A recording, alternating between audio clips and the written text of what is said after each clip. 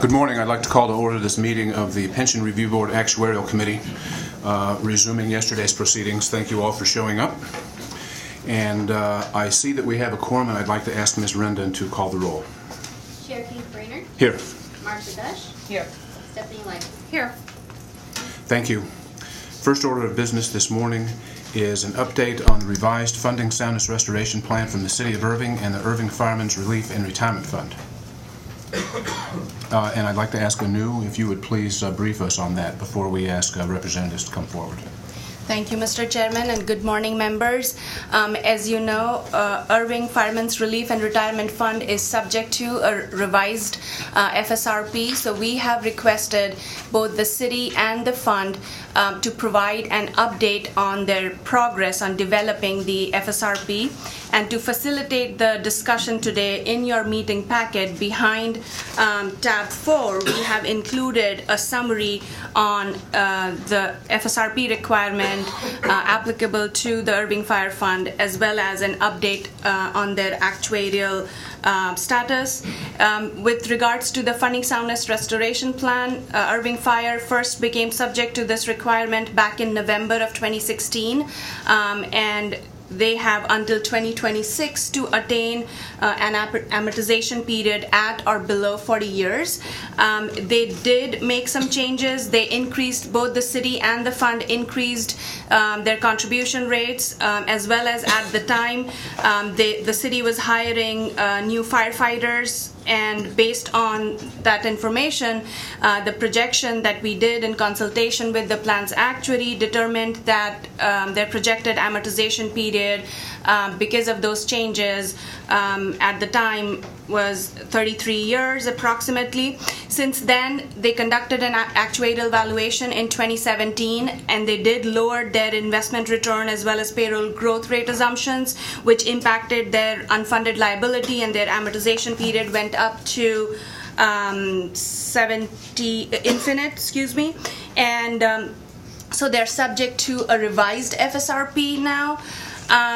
We, members, as you'll, I'm sure, recall, did conduct an intensive review of Irving Fire last year. One of the main concerns facing the fund that we identified in the review was the drop program that they currently have, which guarantees an interest credit, as well as does not have any time limit for accrual, as well as minimal restriction on withdrawal requirements. We highlighted those concerns in addition to a few others, provided recommendations, essentially encouraged them to adopt a strong funding policy.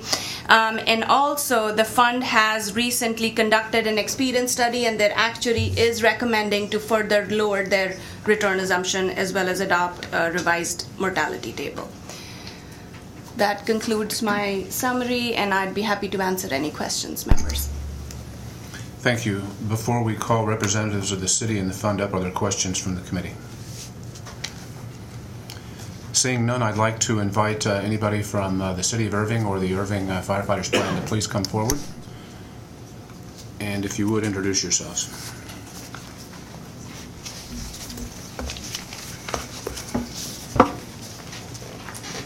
Welcome. Thank you. Good morning. My name is Jeff Litchfield. I'm the Chief Financial Officer for the City of Irving, as well as a member of the Firemen's Relief and Retirement Fund Board.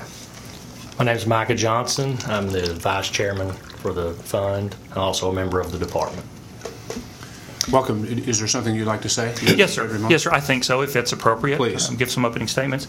And again, our chairman of the board, Tony Harvey, was not able to make it today. Apparently, all of the other chiefs are out of town, so he's in charge today. So I just hope things go well while he's gone.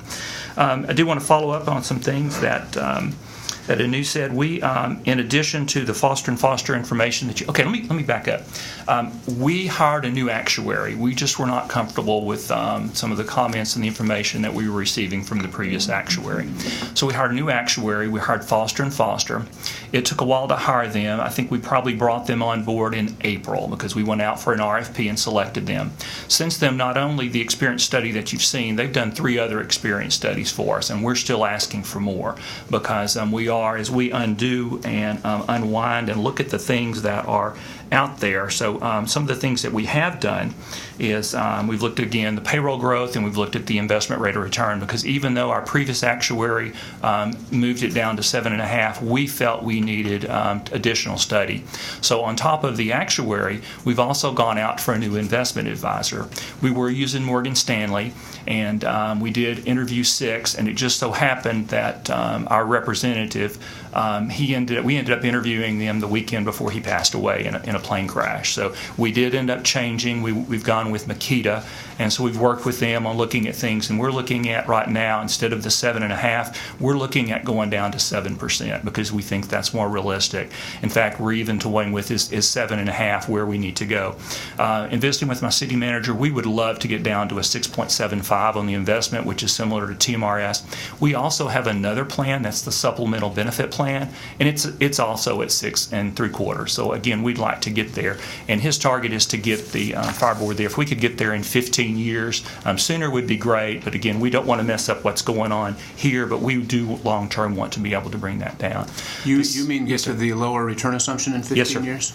Yes, sir. We want to take 15 years to get to the lower return assumption? From 7 to 6.75. 15 years? Yes, because again, we're looking at the funding restoration plan, and we don't know, and I'm saying 15 years because we want to visit with our actuary. That's a question we haven't asked them yet.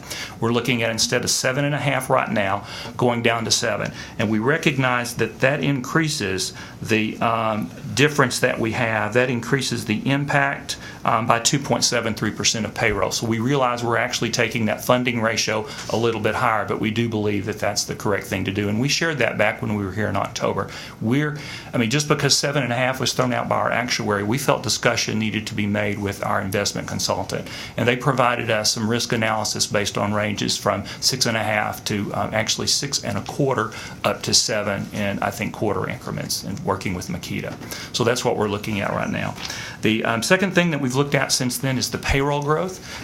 Again, I know that our plan was due in April, but as I mentioned, it was even April before we got our actuary. Their first evaluation for us was provided in June, and again, we've gotten 3 more updates since then.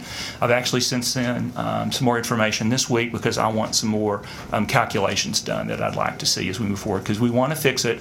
We want to fix it one time, and we want to fix it right. So on the payroll growth, we are very concerned about the cap that's being placed on existing tax revenues for existing properties.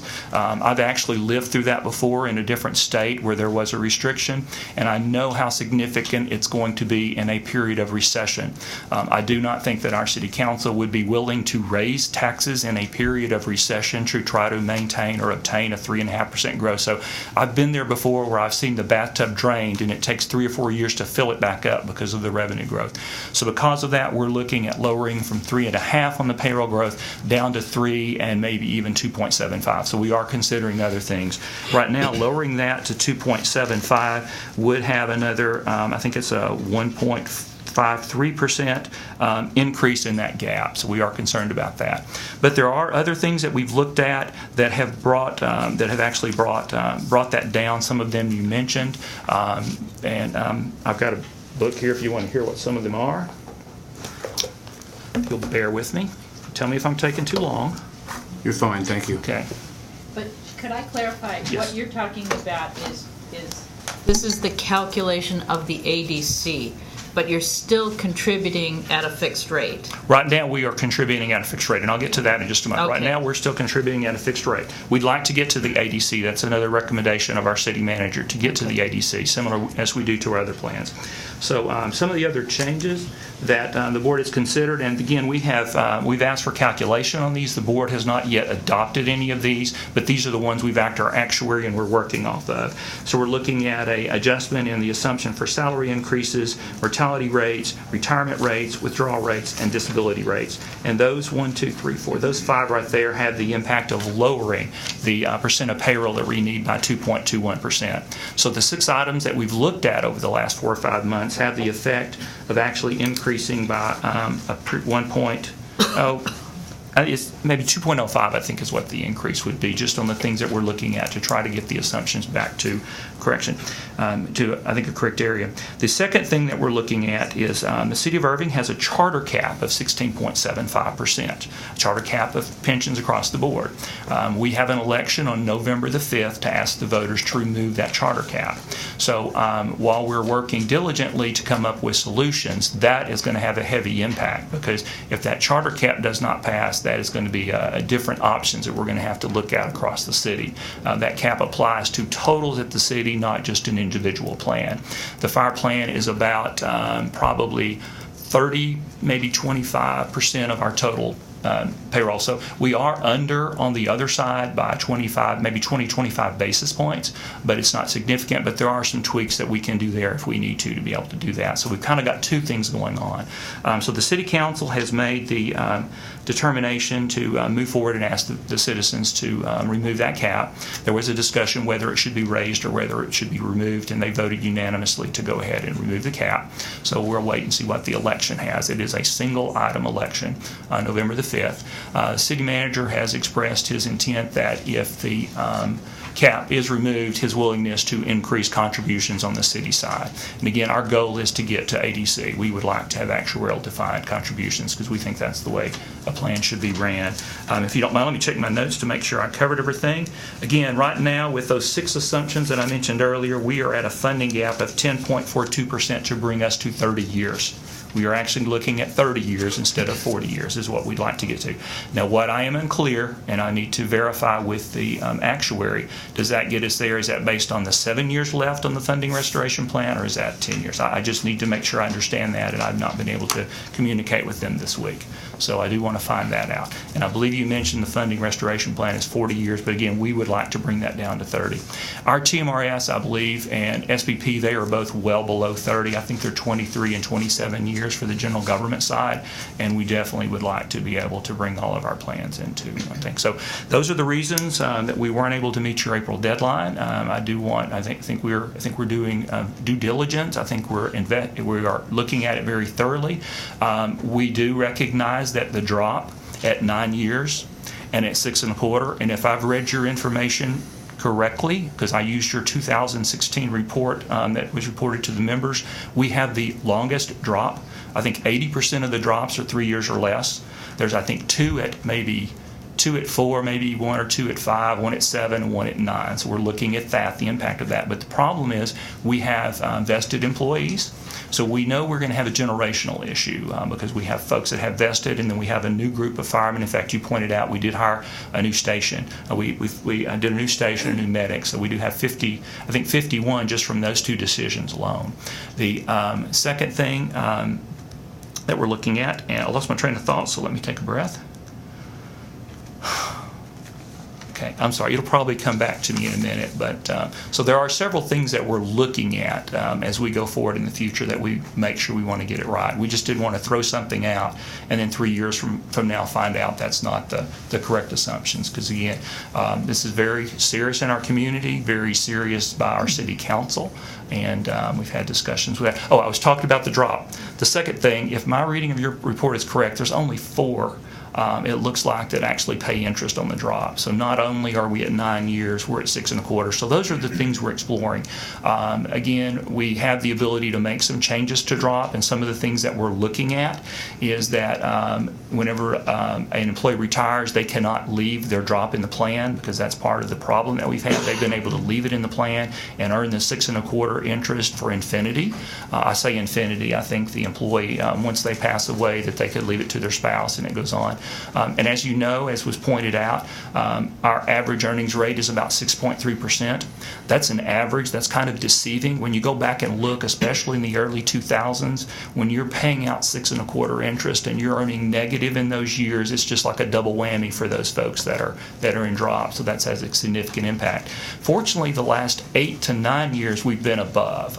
It was just that I think we had a 26% decrease about 10 years ago that was damaging to us. So we're looking at both of those, and we think tweaking of those for our members going forward to bring those benefits more in line with other plans as well as what the city pays. We do believe that the firemen right now have a greater benefit structure because of that drop. So we are looking at those things. So we have several options. We don't know how those will be received by the members because the members will have to vote on this because, again, the city is not in control of the benefits of this plan. But we are, I think, in control of the contributions we can make. So there are some things, some negotiations that can occur. Mr. Litchfield, Yes, sir. Litchfield, thank you. We appreciate you coming down. Mr. Johnson, we appreciate the explanation. Are there questions for Mr. Litchfield or Mr. Johnson? I have a couple questions, please. Yes, sir. Just one question. Please. Is there an estimated time for when you think the revised FSRP would be submitted to the board? So, Do you have? well, I would say right now we're mainly waiting on the charter election at the 1st of November. We're in the process of negotiating with the city, but it's going to, because of the cap that the city has, we're sort of limited until we get to that point. Did you have any other thoughts on? Yeah, I think we'll probably be meeting on November the 6th, our board will, because the election's on the 5th, so I think we'll meet on the 6th, and we'll be fine-tuning what needs to happen. I would think we would need probably another month or two to work out, as he said, negotiating with the city. It puts me in an odd spot. I'm negotiating with myself, but for us to do that negotiation. Then we think it's about a 2-month turnaround to go through legal, the plan's legal advisor to get the wording for the ballot. We want to make sure we have education for the members before they vote. We had a vote, if you remember, 2-3 years ago, I guess, whenever we were bringing on the new fire station to consider a second tier is what we were calling it. It did not fail, and I think that probably, in retrospect, lack of education to the members is one of the reasons that it failed. So, again, that would take a couple of months. So I think I've just scoped out probably 4 months. But again, we, as I said before, we're the city of Irving. We're AAA rated, and we want to maintain that. And our Standard & Poor's, S&P Global now, they have pointed out to us their concern about the charter cap and their concern about the fire plan, especially the drop. And we're a AAA, but we're on negative watch right now. So it has everyone's attention has been obtained. But again, I'm sorry we couldn't meet the calendar date of 6 months, but I've shared with you the reasons why we couldn't. It's not because we're dragging our feet. It's because we need information to make intelligent decisions. I think to dovetail onto that, just to reiterate, the process, the RFP process of hiring the new actuary and both the consultant and the due diligence involved is taking time, educating the membership on some of these forthcoming changes. I don't want to repeat most of my notes. He pretty much covered. As far as, we're concerning last year's intensive actuarial review, we essentially are implementing most of the recommended changes that our actuary has brought to us. So again, not to repeat everything, but we are working on it. It's just these roadblocks, so like the charter cap and so forth, are causing us a delay. Thank you. The drop, some of the features of the drop remind me a little bit of a drop that we were encountering around here in the last couple of years. City of Dallas Fire and Police Retirement Plan. So yeah, that I can speak to that. As you know, that case was decided in the Supreme Court at the end of last year, which was some of the holdup for last year. Since the case has been decided, we are actually implementing changes because of that in our scenarios that we're running with the actuary. So we are toying with changing the interest rate and or eliminating it where everything's on the table at this point. So whereas before that case, there was a lot of question as to whether or not that could even be done. So, when lawyers get involved, it gets a little tricky, but, we are, drop is on the table as well when we're running our scenarios with the actuary and what we're paying on interest and so forth. Thank you for that. So Mr. Litchfield referred to the fact that many drop participants are vested. Does that affect their legal protection? Well, that's as far as being vested in the drop, yeah, and the actuary is answering a lot of those questions when he runs the scenarios. So they would be vested in, according to my interpretation, as to what they've earned that they would already be able to keep. So in other words, we're not going to be able to, go back and take what was earned, but we're talking about moving forward. Right, and that's on the table. That's right. Yes. In fact, just to share with you the retirees, we have 186 retirees, approximately between a fourth and a third of the members. We have 555 members and a third of them retirees. So what we're looking at is making adjustments to their drop going forward to where I think on the drop side where we've been hurt is in periods of negative return. Investing with our previous actuary, what finally became clear with the 8 1/4 assumption, it was assumed that the plan was going to be earning 2% on all of the drop. And shame on me for not recognizing that earlier. I think I realized that about 2 years ago, and that's when we started these discussions. And again, I thank y'all again for that intensive review. You provided me history I did not have, especially going back to 10 years. Now I've gone back 28 years to supplement that. But we're looking at it being based on something where in periods of growth, or not growth, but investment earnings, that they can earn up to 1.25% per quarter as long as we're earning a percent or so above that. But in period, if the quarter is negative, they receive nothing. And we would like all drop participants out of the plan by the time they reach age 70 and a half, and no interest on drops left to surviving spouses. So we're looking at a way to manage the fund. I do believe that a lot of the new retirees that are retiring are taking their money out of the plan and putting it somewhere else. There's another option that the city employees have to be able to put it in tax deferred that has pretty much a guaranteed rate of 4%. So I think that a lot of that's going over to that plan. So again, I do think, and I don't have, we get these updates quarterly, but I do know that our drop liability for retirees, as well as those vested in that 9-year period, it had gotten rather high. I think it was around $90 million, and I think we're below 80 now. So we are seeing a movement. We do not want to do anything drastic enough to have a mass withdrawal, run on the bank. But if you look at our investments, we're 60. I think we're 61 or 62% in equities. Again, there's no, if we had to sell equities, domestic and international, we could and still have some good percentages. It would take us a few years to get back to our investment targets. But again, those targets are probably going to change. They're going to be different if we're at 7% than at 7.5%. You'll see less of the illiquid. Some of the real estate, I think, will go down in that percentage. Will probably increase me more on 4, but it will decrease the risk of the plan. Again, I am not an actuary, so don't get me on sharp ratios and things like that, but I do know it gets it down to 10, maybe 9.9. So I do understand that those are more stable things. But I have learned a lot about this. But you indicated the city manager is committed to getting to the ADC. Yes, sir. How long has that person been in that office? He's been in that office for 5 years now. He just celebrated his 5 years. I've been there 4.5, and as I shared before, I've been in several big cities, and he is the most financially astute city manager I have ever worked for. It makes my job extremely easy because he gets it. And that's why he's pushing. He doesn't want to interfere with the process we're doing with y'all, but he wants to get to where this is a sound plan that we never have to worry about again. Okay, thank you. I would point out that your CAFR indicates that y'all are paying the ADC, and I believe that is incorrect. I believe that's incorrect too. Yeah, and I noticed that during this, and I noticed another error in one of our other, in our SPP comment. I think there's an error too, but yeah, it does, and I apologize for that. And I read that my first year I was here. I read the entire CAFR, but we'll get that corrected. I want to be sure that I understood something you said, and that is that your desire personally is to get to an investment return assumption of 6 3/4.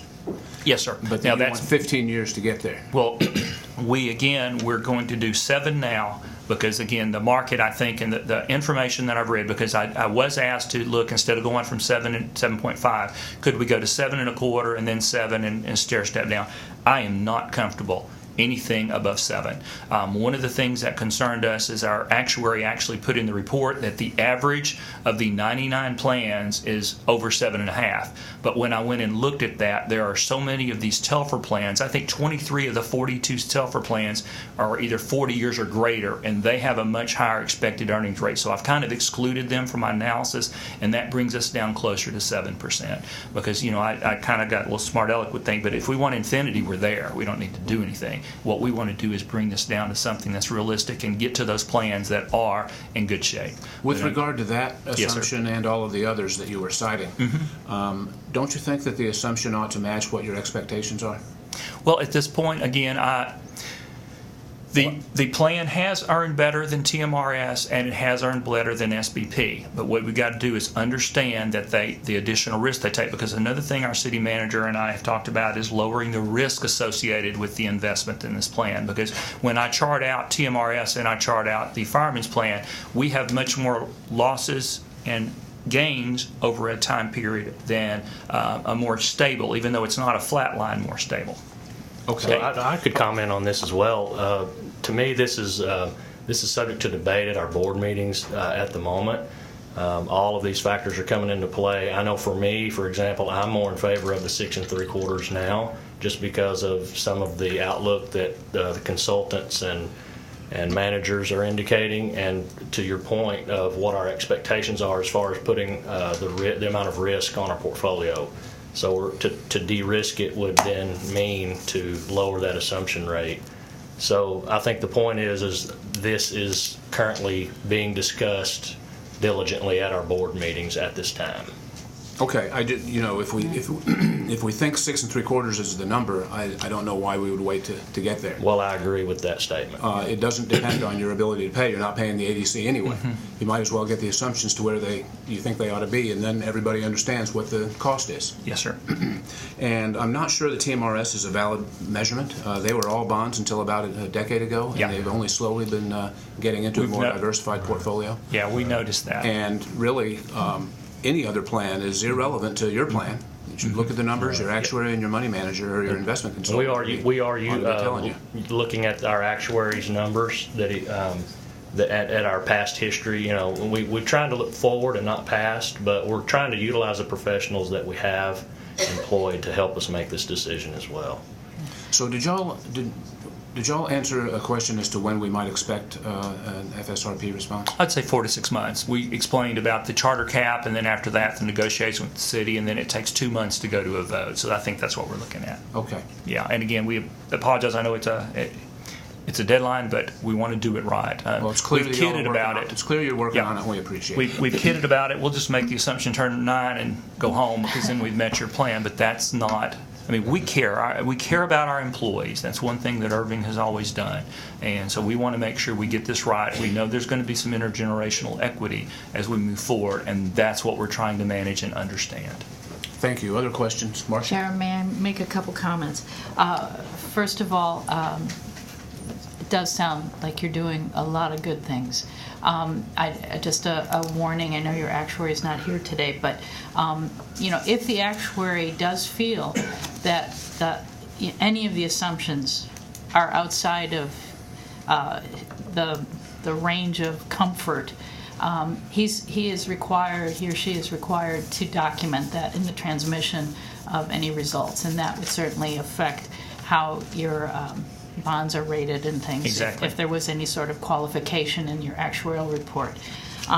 If I could just maybe reiterate a few things that have been said, it would be really the best idea to contribute an actuarial determined contribution, calculating that ADC using realistic expected assumptions.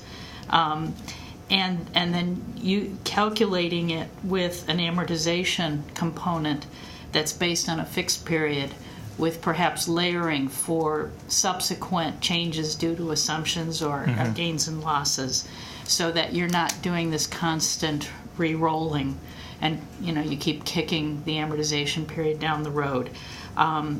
And again, I commend you for really focusing on this payroll growth issue, which I think is again something that we discussed yesterday quite a bit.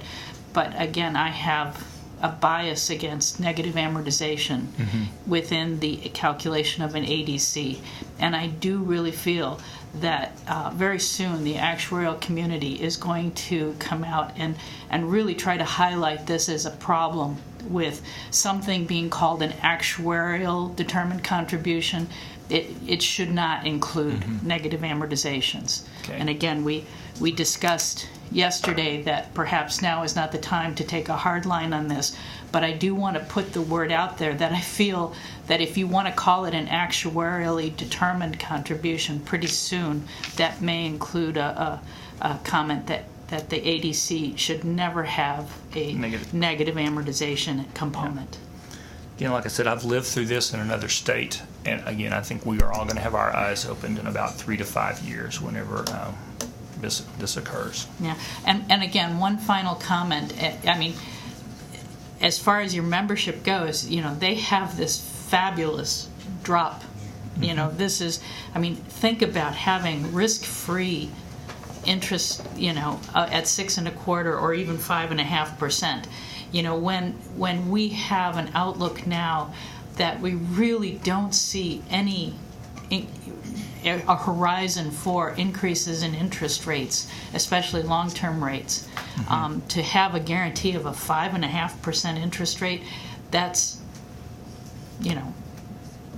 great for the participant, and it really puts your plan at risk. Yes, ma'am. And again, I would encourage you to work with Makita on this, because when you do have the change, just as you said, you don't want to run on the bank, but you combine that with perhaps some sort of recession where people are going to need their money. I really think Makita, when they're doing their forecasts, they need to take into account as part of their scenario planning what happens with the drop should the economy change. Yes, ma'am. And I do, if I could spend a little more, because you shared another thought, one of the things that I think we'll be looking at is over time, and I think the word guardrail was used. I know y'all shared some information with us, and we want to go ahead and set out a plan now that will cover contributions in the future and tweaks that may need to be made if we're getting outside of certain boundaries. I think that's very smart. We've always been good with long-term planning. In fact, City has a 15-year long-term financial plan, which is very unusual for a city to project that far out. So again, that's the kind of things that we're looking at, especially under the leadership of our city manager. So we will be looking at those kind of arrangements. Gentlemen, thank you. We appreciate you coming sir. down. Please keep us posted, especially on that vote. Yes, we will. I'll send you an email on the 6th, okay? Let us know how we can help.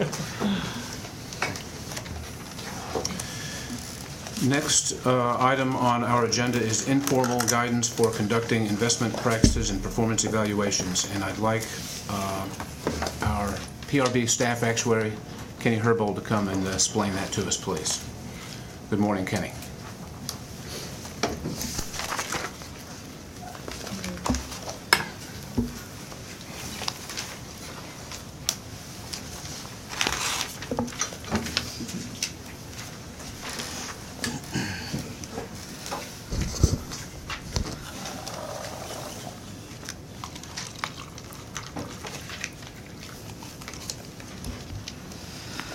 Good morning, members. Wrong notes, sorry. So if I can direct your attention to tab 5, I'll go there with you. Senate Bill 322 created Government Code Section 802-109, which requires systems with at least $30 million in assets to select an independent firm to evaluate the appropriateness, adequacy, and effectiveness of the retirement system's investment practices and performance, and to make recommendations for improving the retirement system's investment policies, procedures, and practices. During the June board meeting, the board directed staff to work with the Actuarial Committee to develop informal guidance, and that's what I'm here to present to you today. We do expect that these reports will improve the transparency, governance, and investment management processes of the Texas public retirement systems by providing current trustees, plan members, and other stakeholders a better understanding of the current investment policies, procedures, and practices, as well as how their systems compare against both their peers as well as industry best practices. I do want to indicate that we recognize that the governance structure and the size of these plans vary significantly. Obviously, we have plans that range from $3 million in assets to over $150 billion. So what these evaluations are actually going to look like will vary significantly based on both the size and governance structure. So we're not intending to provide a specific instructions on how these evaluations are supposed to be performed, or even exhaustive list of the items that are going to be considered within the evaluations, but more we want to provide stakeholders a better understanding of some of the basic elements that they would see in these evaluations. So please, if you have any comments or changes that you'd like implemented or any discussion that needs to occur as I go through this, please feel free to stop me, and I will stop at any point where board action might be required, or board discussion, and then or committee discussion, and we can move on from there. So we start by, we've noted basically 5 elements that we would expect any thorough evaluation to include. They are here, obviously, that it should identify and review any of the existing policies and practices. This is going to be both formal and informal policies and practices, so it should really be looking at how the board is operating when it makes investment decisions and all of the types of things that it's doing. So it doesn't have to include just the investment policy statement. It could be, how they conduct their board meetings, that type of thing, and the processes that they go through in order to make these decisions. We want them to compare the existing policies and procedures to industry best practices, assess whether the board, the staff, and any external consultants are actually adhering to the policies that they've established, identify the strengths and weaknesses that the current policies have, and then also make any recommendations for improvement. And then as a final note, we think it's important that the evaluations include some indication of how all of this was actually completed. So what it was that they were looking at, any metrics that they might have used to make decisions, those types of things. So as far as who this applies to, as I said, it applies to anyone, any plan with at least $30 million in assets. Plans with $100 million or more are required to do this at least once every 3 years. If you're between $30 and $100 million in assets, you are required to complete this once every 6 years, and plans with less than $30 million in assets are not required to complete an evaluation.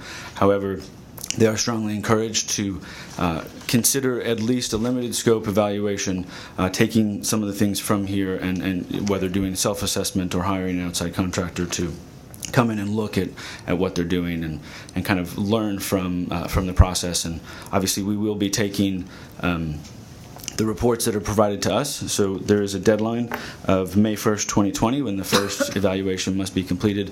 I will be taking those, summarizing those, and reporting to the legislature. So that will be an opportunity to see what some of the larger systems are doing, and some of the smaller systems can certainly learn from those processes as well. The first evaluation must be a comprehensive evaluation, so it must cover all asset classes and all of the processes. Any subsequent evaluations can be more limited in scope based on what the board specifically wants to look at.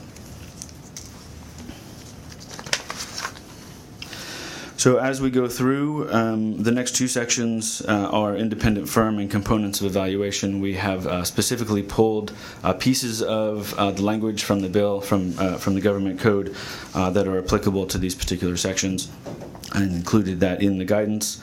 The first is independent firm.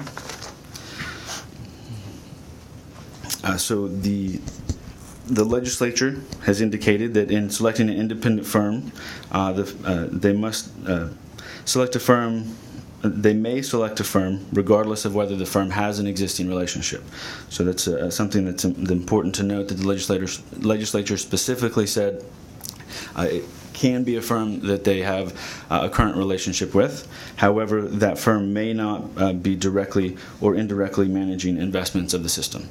And so with that in mind, that's the first item where we have included an option for the committee to consider. There's option A and option B on page 2 under the header of independent firm to define what it means to directly or indirectly manage investments.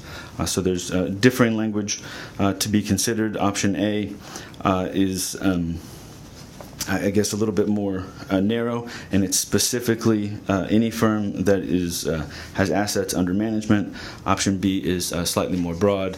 It includes investment managers that receive compensation in any form related to such selections other than on a fee-for-service basis from the system.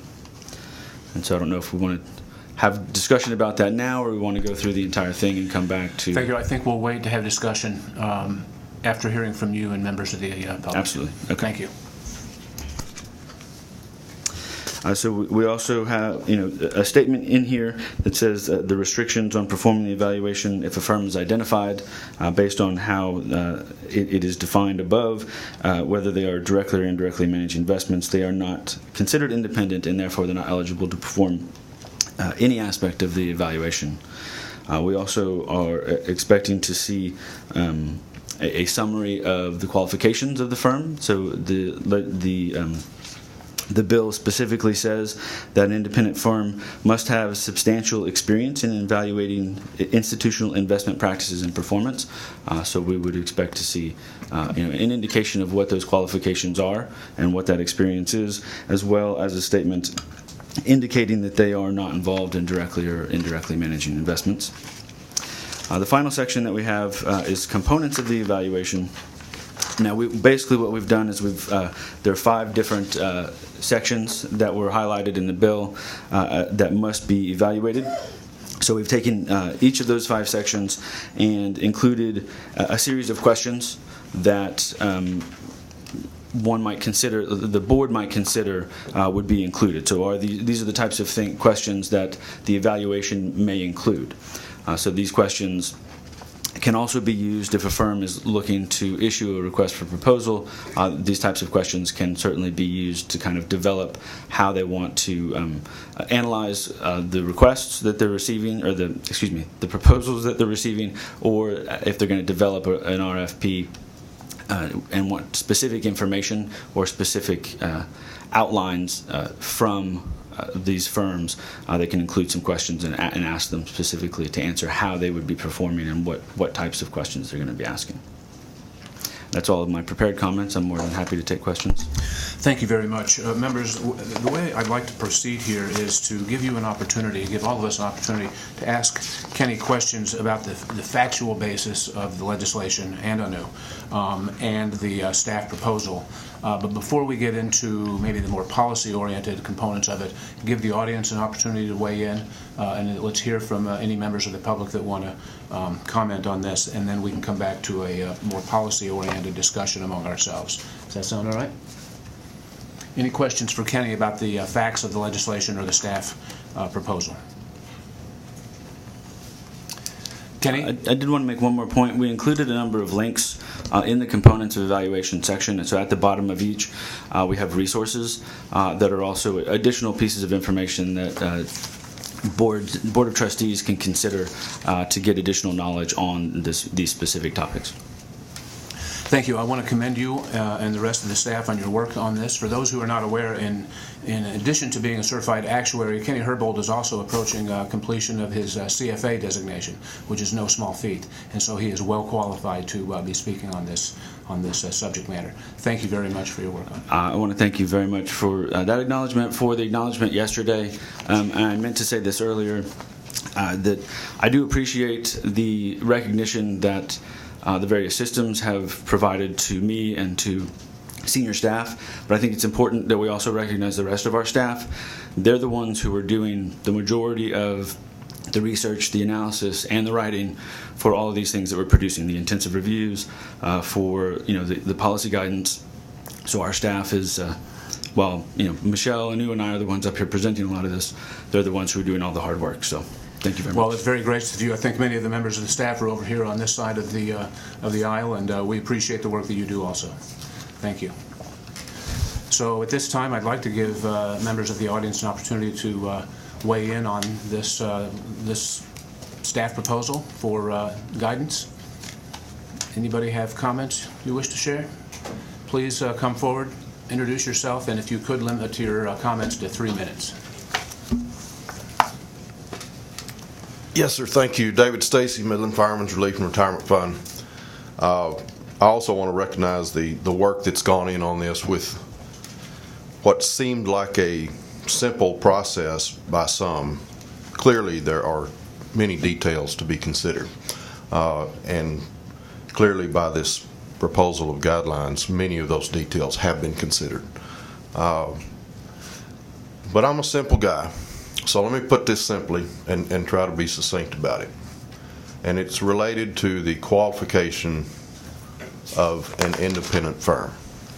And part of the question The reason I'm posing the question, because there are a number of funds out there that may have thought they had a good setup and they were prepared to move forward with this.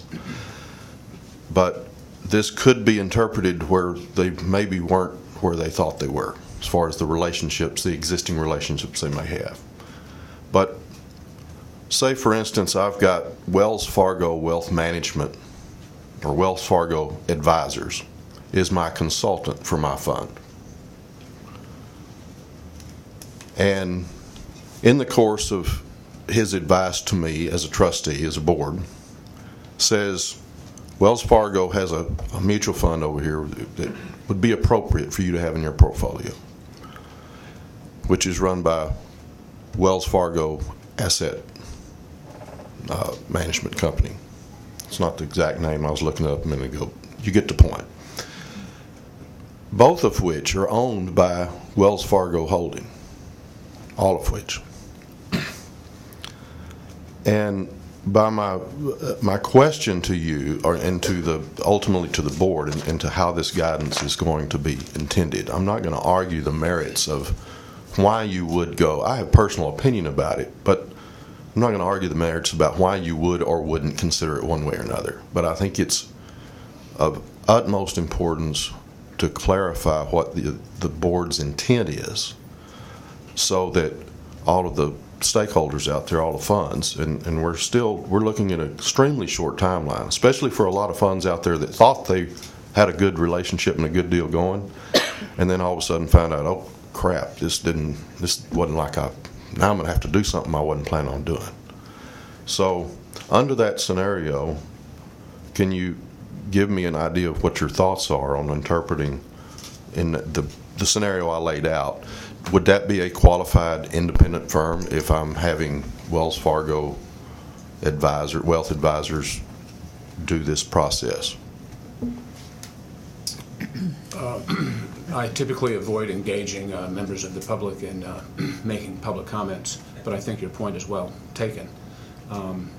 And this won't count against your time, but I'd like to, at the risk of putting him on the spot, ask Kenny Herbold what his thoughts on that situation are. Sure.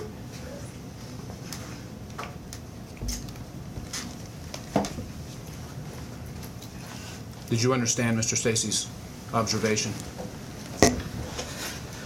I think so. I think that, so he's asking whether a number of investment firms have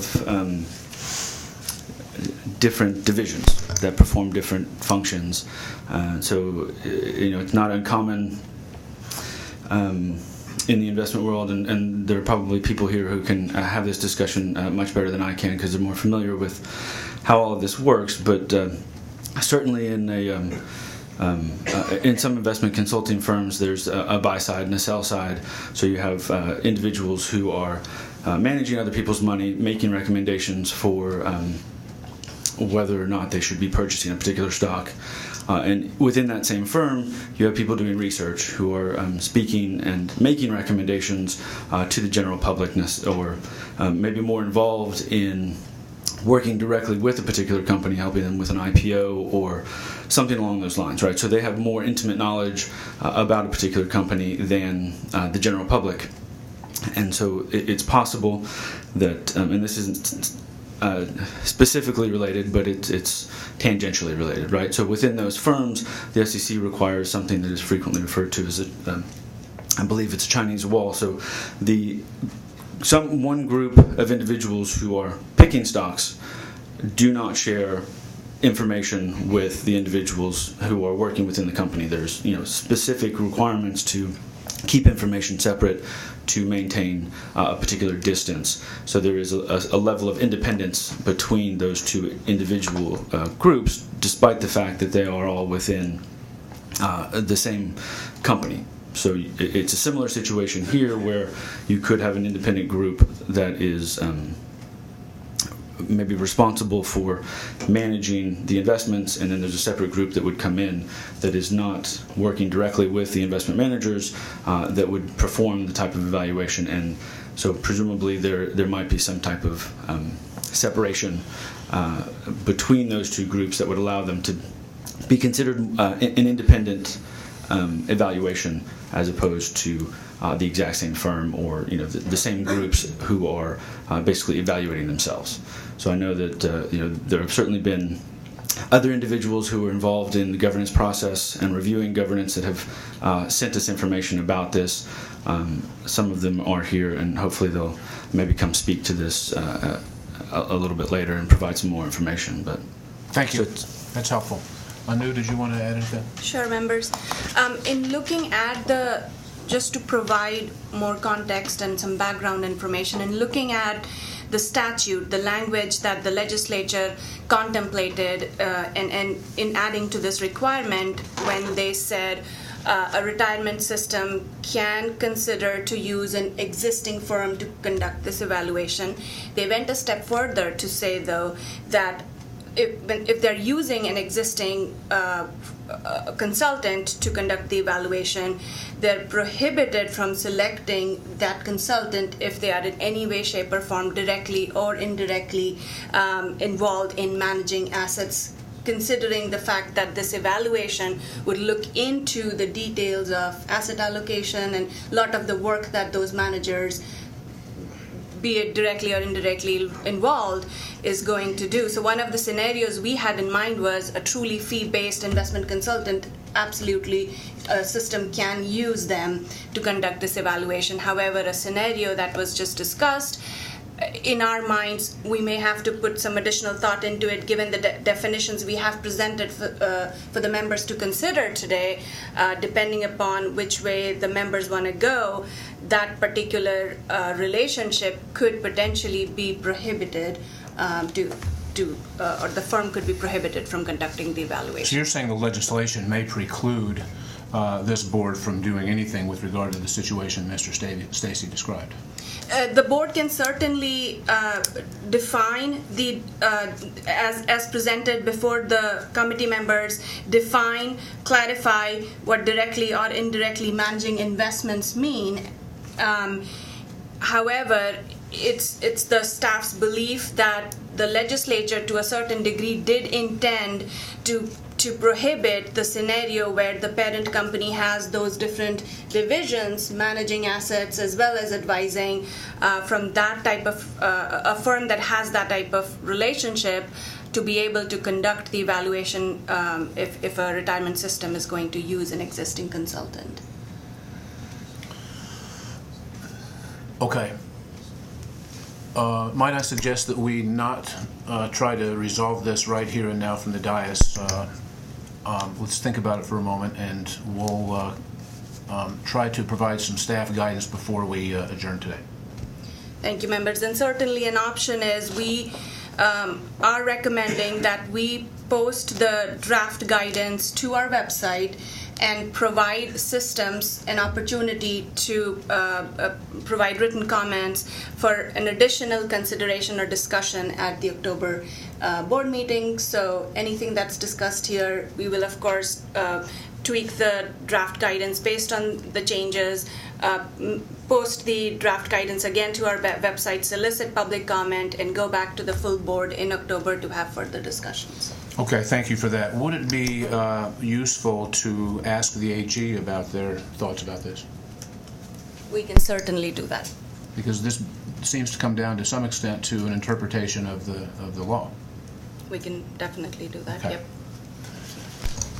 Stephanie. If I may. So I think one thing that I would like for us to keep in mind as we work through this paper is the fact that this is informal guidance. These are not administrative rules. We're not going through administrative rule processes. And so to the extent that we are providing informal guidance to assist systems to meet this deadline, this really is just what it is. It's informal guidance, and there's still a great amount of discretion that would be vested with those boards as they move forward with this evaluation, moving towards that May 1st deadline. That's and true. I would just like for us to keep that in mind That's a point well taken. as we go through this process today. Right. Informal guidance. Thank you for that reminder. Someone else wish to address this, please come forward and introduce yourself. Hello, good morning. I'm Lisa Ivy Miller. I'm speaking on behalf of myself as a former state executive, as well as worked in the legislative staff, been in your shoes, currently work with an investment firm, a registered investment advisory firm. I think there needs to be made a distinction between what an RIA is versus a broker-dealer and how those relationships work, and the board to understand that and able to be able to talk about how we're going to look at these different scenarios, like was the testimony yesterday about RAP fees. I mean, if that's what we're getting to, we're talking about disclosure and transparency. That's what the legislature's looking for, and that's fine, but you have to define what you mean by that. And I encourage you to not create another unfunded liability for these funds. Several of them, like you saw yesterday, are struggling just to keep up with what they've got. This should not be a hard exercise for anyone, but it can't be so complex that they're going to have to go out and pay somebody $100,000 to comply, especially when you have a, $32 million fund. Those are my Thank you. Yes, we need to keep it simple. Yes. Thank you for that, Ms. Miller. Anyone else wish to address the board, committee? Please come forward and introduce yourself.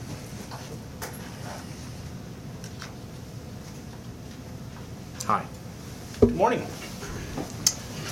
My name is Josh Yeager. I'm a fiduciary governance consultant. I help foundations and endowments and plans think through these things. And one of the things that I wanted to bring to the board's attention was the word independent and why that was included in the legislature.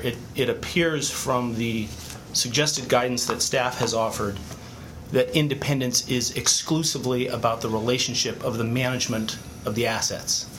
And as we know, if we look through that word within the context of ethical duties of CFAs or CPAs, that independence means more than it is being recognized in the guidance, being free of influence. And I would just caution the group to think through the potential arguments that might be made in the future if a internal relationship exists where that manager or consultant is evaluating their own work product, their own allocation that they've created, the policies and procedures that they're responsible for doing, the fees that they pay, whether they possess the freedom of influence. And this is whether they are a independent third-party consultant, a Makita or an Aon or a Callan, someone like that, or they are the investment manager themselves. There are many items within the list or the purview of this statute that require that are going to touch or concern the items that professional advisor is touching. And it is potentially a problem, particularly when you want to make this simple and quick and clear.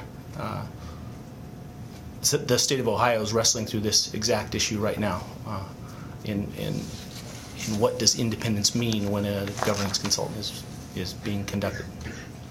Thank you. That's helpful.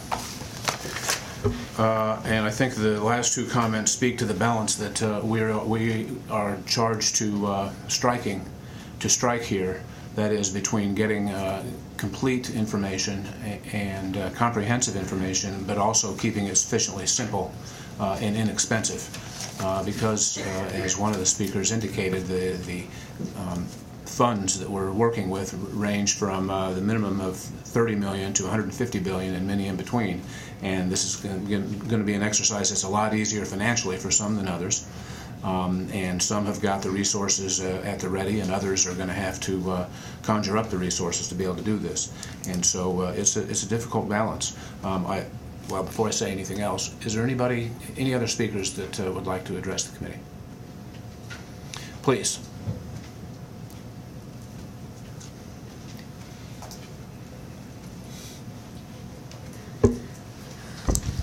Good morning. Chuck Campbell, attorney with Jackson Walker, speaking on behalf of myself, public pension attorney. I just, first of all, appreciate the work the staff, again, has put into this, kind of very thoughtful work in terms of guidance with respect to this. One thing I think the questions that are set out under each section are very helpful, and I think there is some language that you put in the front of those questions under each kind of aspect of the bill, I think are helpful guidance. I think it would be, even though it's informal guidance, would be important, maybe some other language that considers, here's a list of questions that are to be considered, and may or may not use all of them or expect to answer them precisely, just so it's not it's not taken by funds that this is a requirement that each of these questions be answered, and it's more of a guidance for what an independent firm is supposed to in providing their report. I think that would be helpful from that perspective. As far as the independence question goes, I appreciate the thought that has gone into that too, and the legislature obviously put some thought into that as well. I think one of the issues that was brought up earlier is really if you have an independent consultant a consultant who is non-discretionary versus discretionary. They are not making investment selections. They are just providing investment advice or consulting advice with respect to that.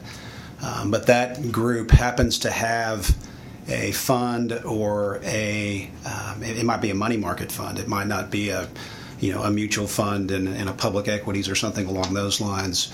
That it also, Bank A is an independent consultant in a non-discretionary fashion, i.e. the board is still making all the investment decisions, but that investment consultant happens to have it's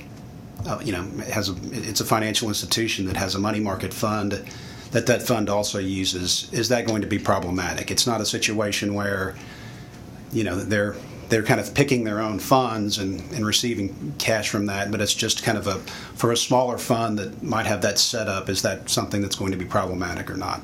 And that might be more, an interpretation that might not be within the purview of this informal guidance, as was mentioned, but just something to consider in terms of whether that type of relationship, is being brought into this as well. So, but that's all I had. I appreciate, again, the work that went into it. I thought, again, the questions were helpful, and I think just maybe some commentary that you don't expect each fund to answer each question would be helpful in that regard. Thank you. That's helpful. I think that we are at the point of trying to address some finer details of this, which really, I think, puts us in a pretty good position, because this legislation moves the ball forward significantly in this state. When we get this information from public pension plans, from the funds, we are going to know a heck of a lot more than we have known before. And one of the speakers touched on the importance of simplicity and transparency and understanding how this is working. And it's possible that in years to come, this legislation will need to be tweaked, but I'm confident that this legislation just by itself is going to open a lot of eyes about how public pension plans in the state have been managing their assets.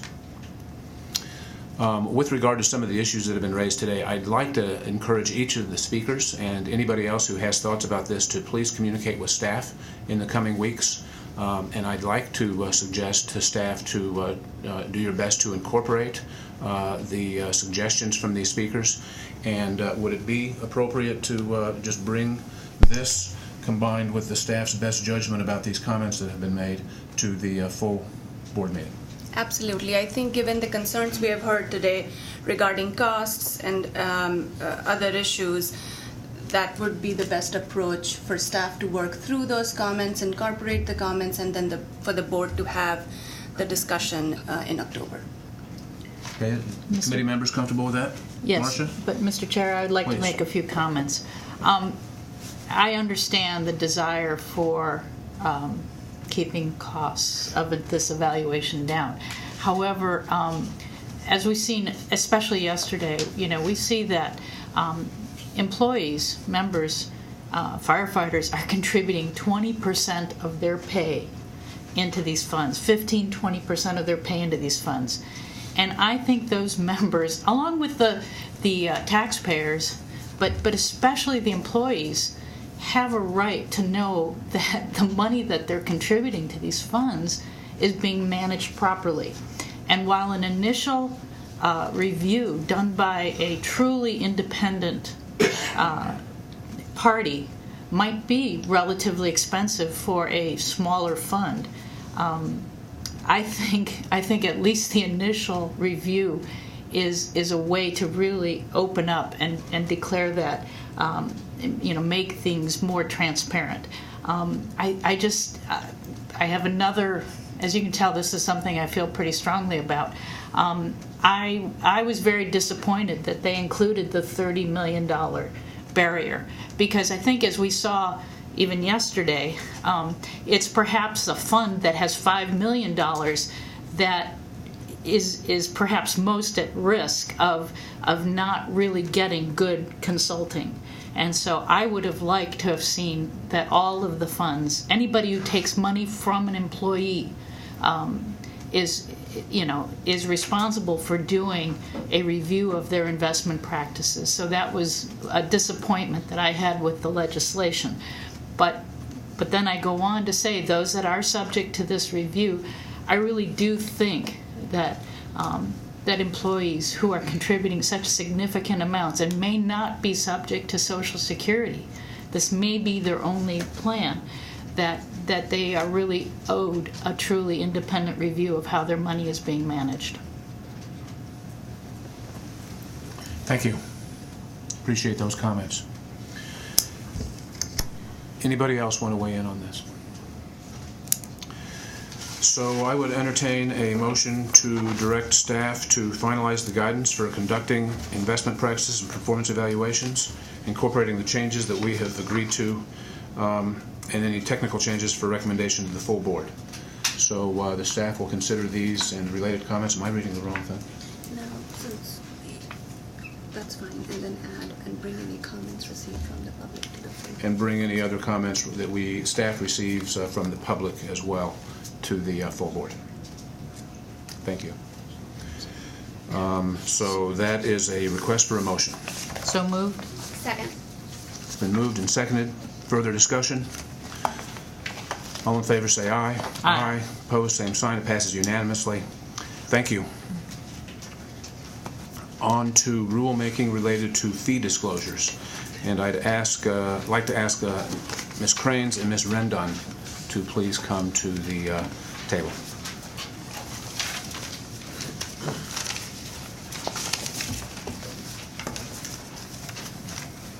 Hello.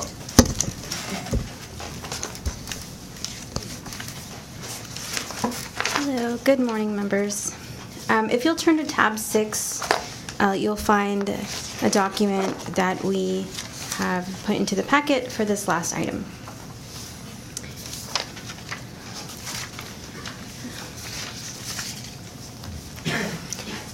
At the June PRB meeting, staff was directed to work with the Actuarial Committee on rules concerning this section of Senate Bill 322. And so, as you all know, Senate Bill 322 has two major components. The first is what we just heard from Kenny, and this one is concerning additional investment fee disclosure within annual financial reports.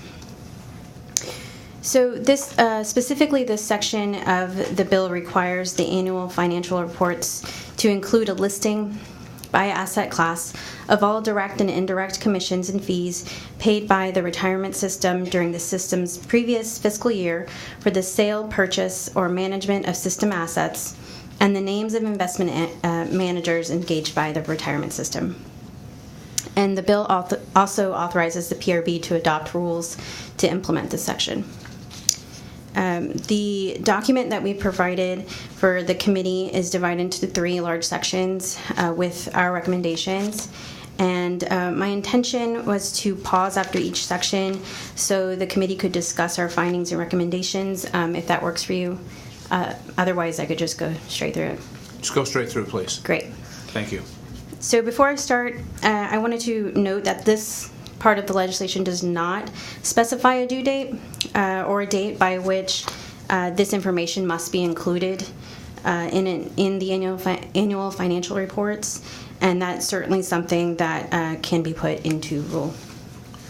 And we Also understand that these reports, the annual financial reports, are due to the PRB based on a plan's fiscal year. So we receive these annual financial reports throughout the year. So even specifying a date, that might be already too late for a plan to include it in that annual financial report, but then they can include it into the next one. Okay, so overall, we're recommending that the committee consider adopting rules requiring systems to report investment management fees and commissions, including carried interest, profit sharing, performance fees, broken down by 5 asset classes. This information should be included in the system's CAFR, in addition to all investment activity expenses, which should include investment consultant, custodial, investment-related legal, and investment research. And so we started this off by kind of giving some definitions. First, a definition of investment expense. As you all know, investment expenses, that's not something that's standardized kind of reporting in audits right now.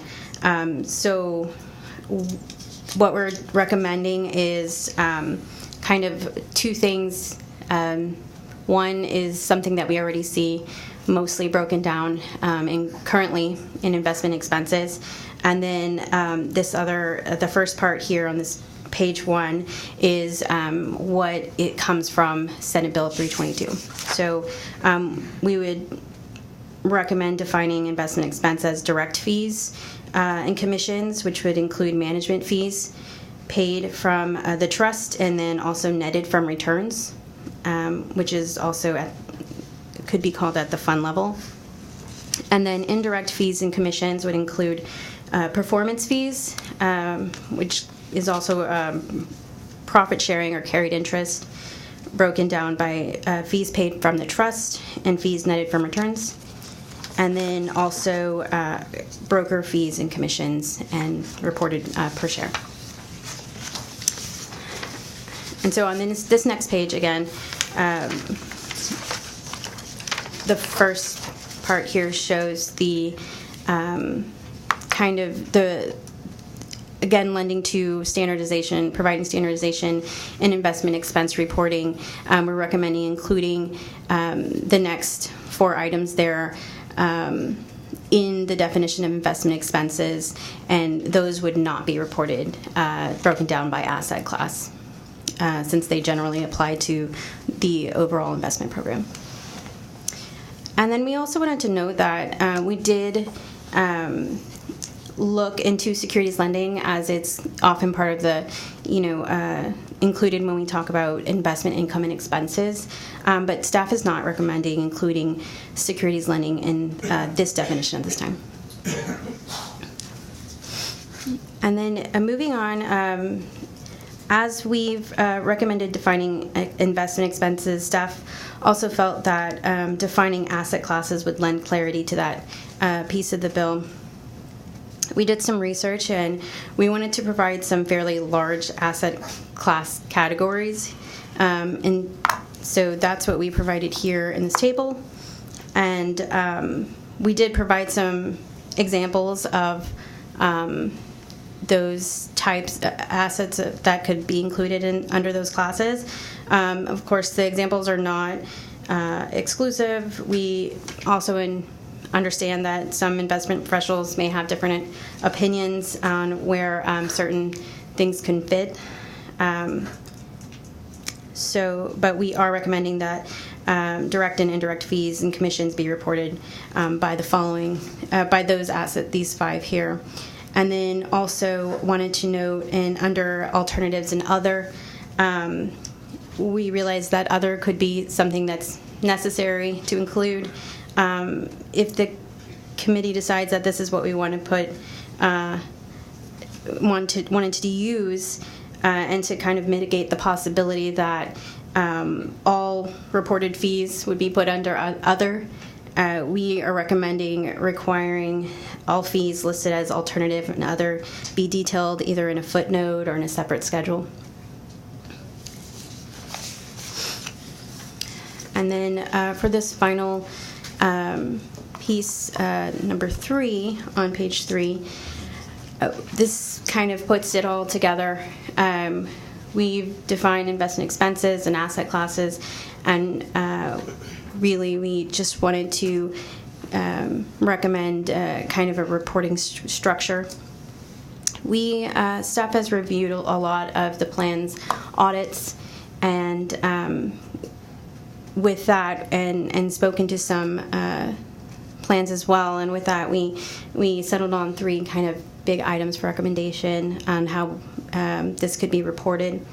The first is requiring plans to distinguish between fees paid from the trust fund and fees netted against returns.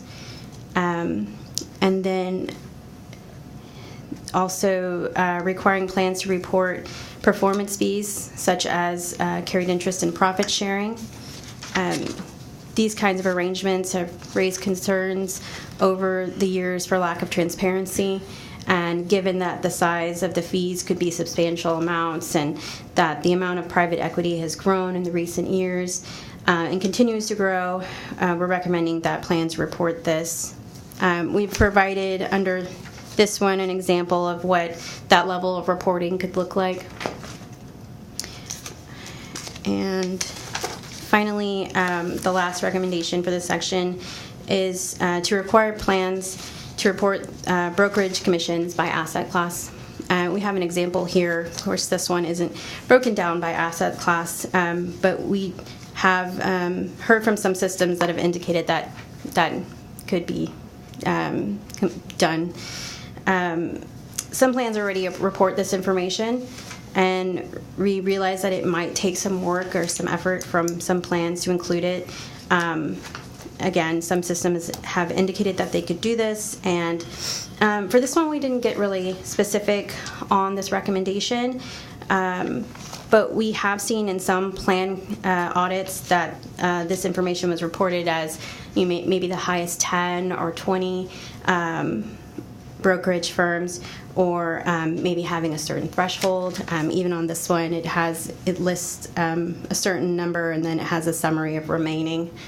We didn't really get into that detail, but the committee certainly could consider getting more specific here. And that's all I have today, and for the section and for staff recommendations. Thank you. Anu, would you like to say something? Sure, members. Just to remind you again, as Ashley mentioned, what's before you today is the content for what could potentially go under rulemaking. If you all agree to the staff recommendations, make changes, we will take that back and draft up the rule language for the full board to consider again at the October board meeting. And this is a formal rulemaking process, so we will engage with our systems in a 30-day comment period. Once these proposed rules are posted in Texas Register, the systems will have 30 days to provide their comments to the draft rules at that point, which we will again bring back to the full board, hopefully in January, for consideration and then adoption of the final rules for systems to then start reporting the enhanced fee information in their GAFTRAs moving forward. Thank you for that clarification. I'd like to proceed the same way as we did before, and that is before we get input from the public, we ask staff any questions of a factual nature, and then we can get into policy discussion after we have after we've heard from the members of the public. Is that acceptable? Are there questions for staff on what Ms. Rendon has just presented? I have a question or two, please. You indicated there's no deadline and that we may establish a deadline. Yes. Okay. It seems like a deadline would be a good idea eventually. All right. On securities lending income, you suggested that, what was your suggestion, that we not require reporting of securities lending income? That it's not included as investment expenses. Okay. So the idea would be that systems would continue reporting it separately from investment expense, which is what we see right now. Right, it's typically reported. Yes. It's reported. Yes. It's just reported separately Right. per GFOA guidance, and they would continue to they would need to make no changes in that area. Okay, thank you.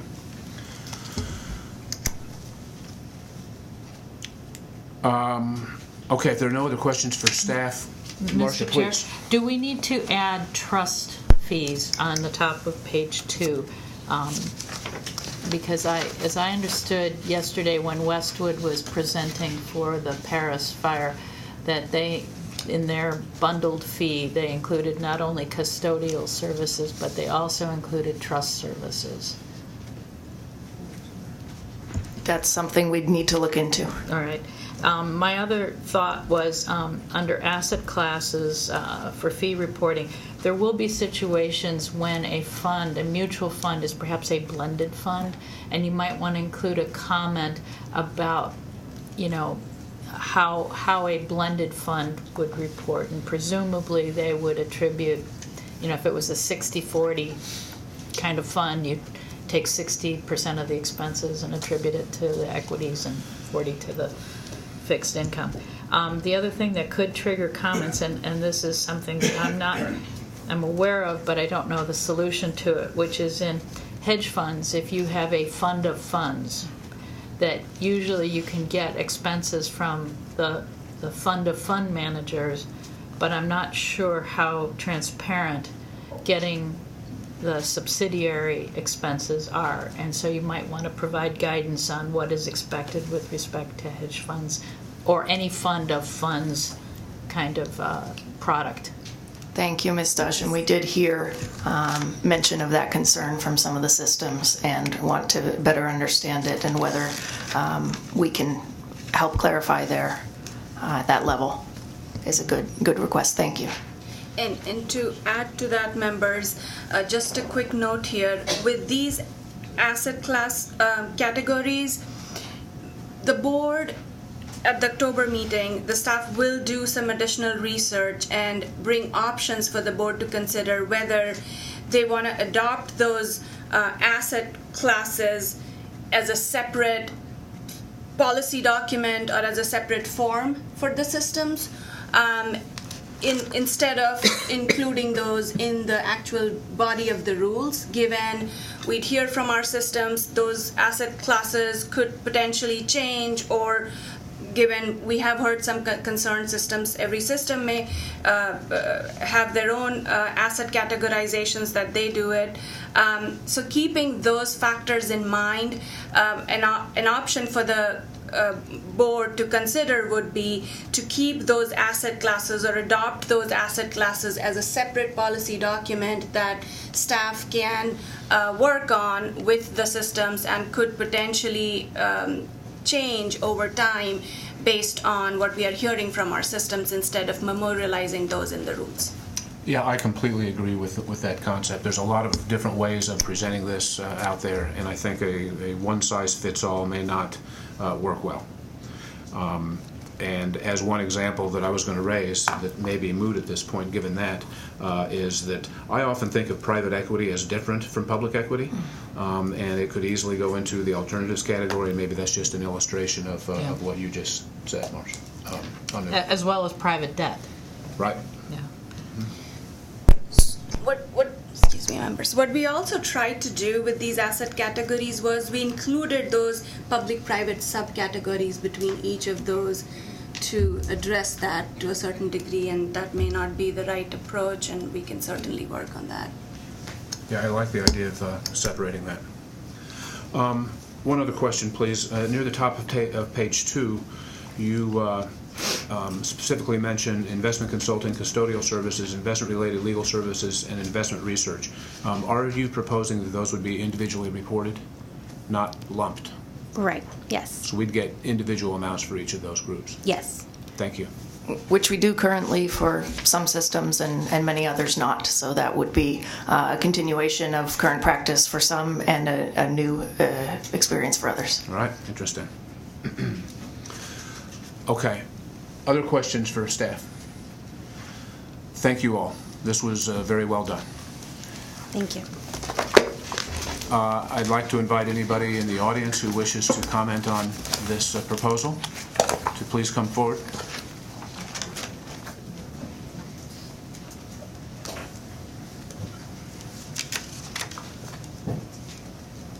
Mr. Campbell.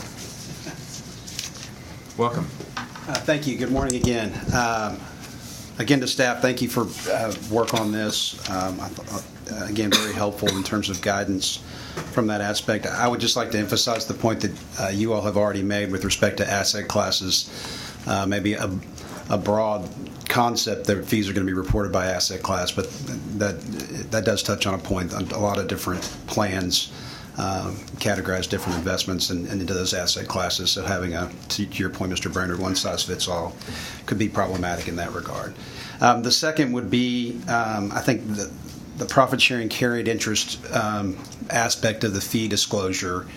I think the example that was provided in the guidance is probably one of the most sophisticated groups with respect to having a private manager, a private equity or private debt program, and reporting of those carried interest, that amount that I've obviously pushed for it and have those readily available. The sophistication of funds and where they are and they're potentially in their private management program, getting those fees and pushing for those fees, and particularly the timing of when those fees occur, can be, not as easy for some funds as it might be for another. And just to recognize that, I'm not stating that those fees, obviously, they can be, obtained and it's possible, but different funds may have different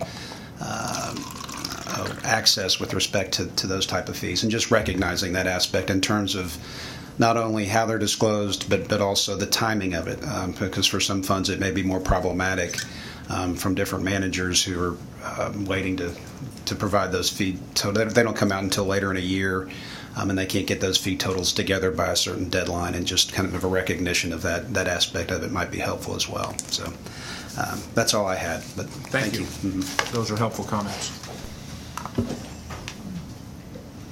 Is there anyone else that would like to address the committee?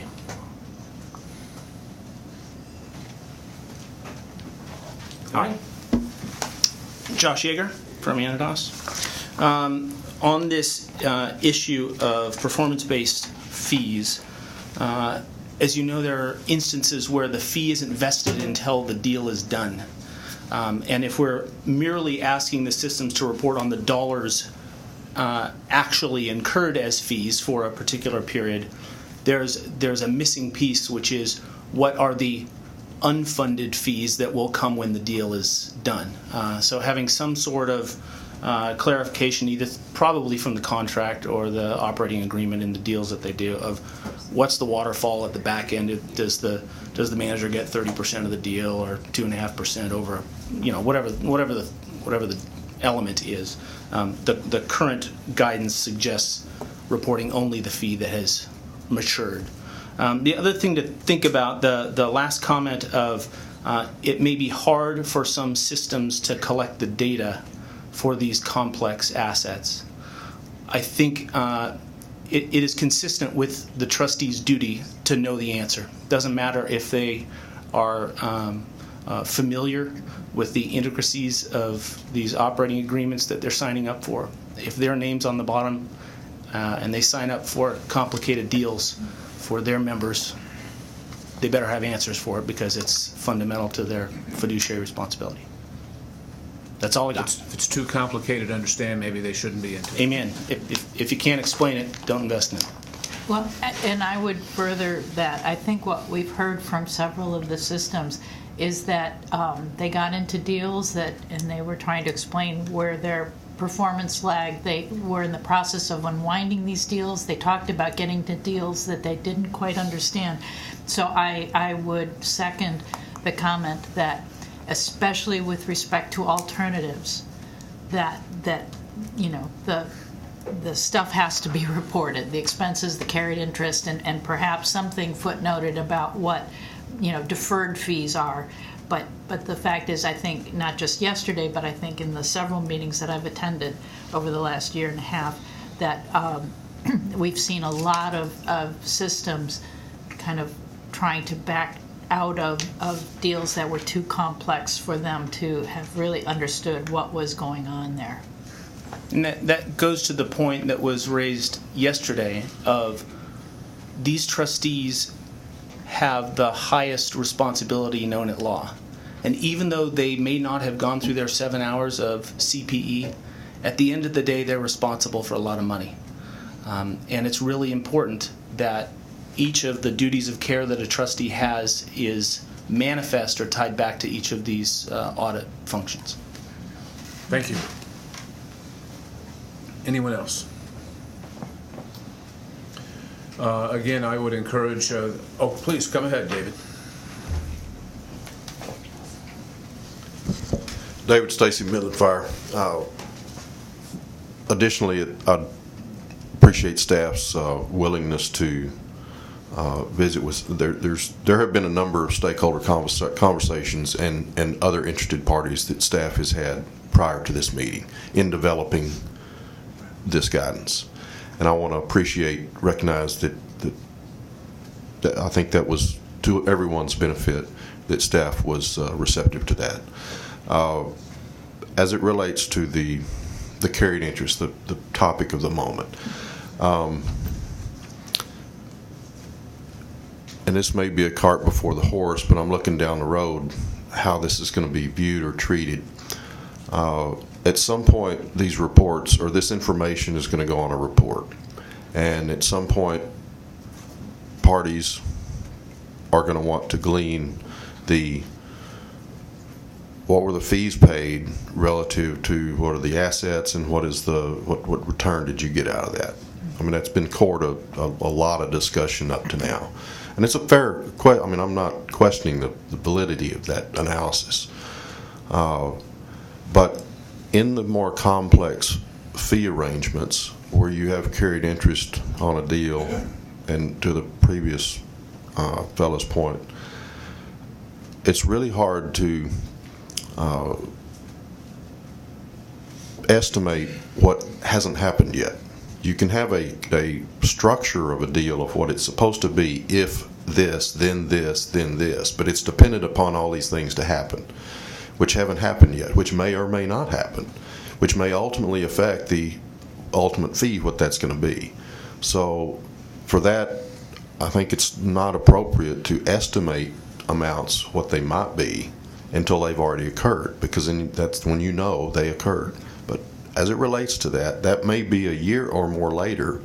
So a fee is now recorded in a whatever annual reporting period that the fund is reporting this information, and that may not necessarily be reflected to the investment activity that happened in that given year.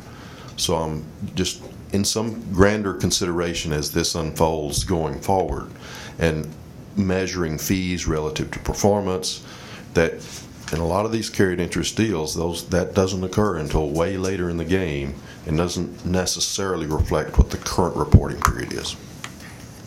Point well taken. Thank you. One of the things that makes this business so interesting is that so much of it about it is what we think might happen, not what has happened already. And that's another part of it. Anybody else want to share their comments? Hello. Please introduce yourself. Mary Catherine Campion with Intelligent Fiduciary Excellence. One way we might be able to rectify some of the fee commentary that's been occurring is that we consider what the contract or the agreement says relative to what the fund's paying for all of these things. I think we can get some transparency and clarity if we ensure that we're auditing the fees that are coming out of the trust fund relative to what the agreement says. I sometimes see disparities in what the agreement says and what's actually coming out and managers are charging. So I think that would be a good thing to consider as we drill down with this fee discussion and audit. But isn't that the responsibility of an auditor? I mean, we're not auditing. Okay, fair enough. But again, just for the in trying to compile these fee reports, it may be that we can look at the agreements a little more carefully when we put the fee schedule together, especially when we're estimating or forecasting what the fees will be in the future. We have seen some discrepancies over the years with respect to that, despite audits. Thank you. Very interesting. Thank you. That's helpful. Anybody else? Okay, again, I would encourage Mr. Yeager, one more shot. This is really to clarify a point that I was trying to make before. I am not suggesting that anybody guess on what the fees might be in the future based on the percentage carries that are in the contract.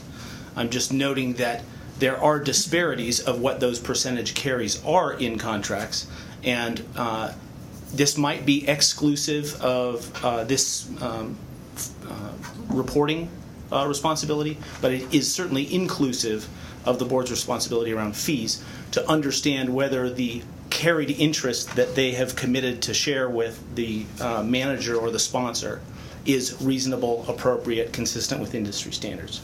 So I'm not saying that we guess on the dollars. Sorry, David, if I suggested otherwise. Thank you for that clarification. Okay, I'm going to get this out finally. I would encourage all of the speakers to please consider contacting staff in the coming days and weeks and clarifying them just for the staff's edification on what it is that you had to say. All of these comments are very thoughtful. I think they're very helpful. And the staff will consider these and incorporate them and bring them to the full board at our next meeting.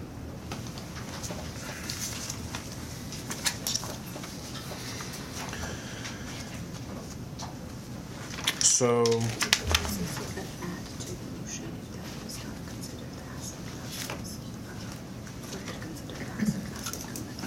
okay.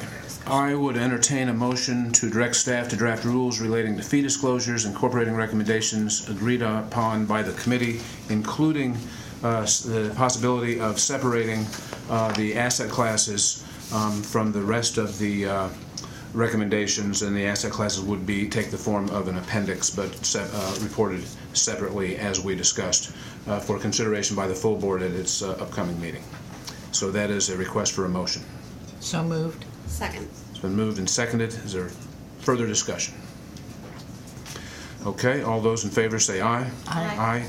Opposed, same sign. Passes unanimously. Thank you very much. I think that's all of our substantive business. We want to talk about the date and location of the next Actuarial Committee meeting. Can we ask? We don't have a date. We'll determine that at a later date. Okay, if there's no further business, no objection, I would move to adjourn this meeting. No, you want to ask for audience participation? Anything further? Call to the public. Anybody else have anything to say about anything? All right, I would entertain a motion to adjourn. So moved. Second. Thank you.